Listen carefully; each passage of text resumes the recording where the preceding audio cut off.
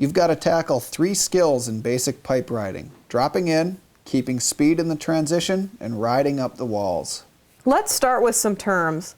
The flat bottom of the pipe is pretty obvious. The transition is the curved part of the wall, and the vert is, well, the vertical part. The lip of the wall is called the coping, named after the coping that runs around the lip of a skateboard pipe. Your front side wall would be the wall you approach on your toe edge, and your back side wall is the wall you approach on your heel edge. The deck is the flat space on top of each wall. You may ride down a portion of the deck when dropping in, but otherwise you don't want to ride this part of the pipe. It's more for hiking, spectating, and filming.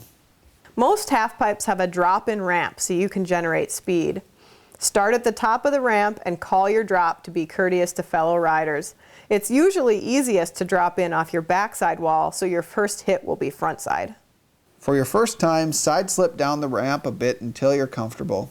Point it toward your backside wall and use a toe side carve to drop in over a small part of the lip. Use your knees to absorb the lip and avoid getting air. You'll carve on your toe edge down the backside wall, across the flat bottom, and up your front side wall. Don't be too concerned about big air your first few times. You just want to get the feeling of riding up the walls and carving across the flat bottom. Carve up your front side wall on your toe edge. When you run out of speed, put pressure on the heel of your front foot to point the nose down the pipe. Transfer onto your heel edge and carve across the flat bottom. Same thing on your backside wall. As you run out of speed, press on your front foot toes to point down the wall and transfer to your toe edge. When this is easy, add a slight hop and turn your head and shoulders to point the snowboard back down the wall. Body alignment is very important in the pipe.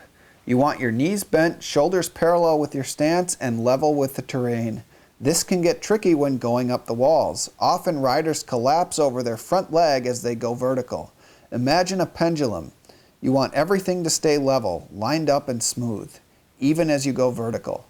To avoid crumpling forward, imagine pressing weight over your back leg going up the wall. As you go back down, think of shifting weight over your front leg again. Now, you're not going straight up the wall here. You should be approaching from about a 45-degree angle. This allows you to maintain your speed.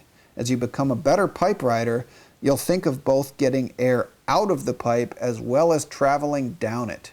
Quality over quantity. You'll get about 6 to 8 hits instead of 20. But you'll look so much better. Now that you know the basics, we'll talk about pumping, getting more speed, and reaching the coping in the next episode.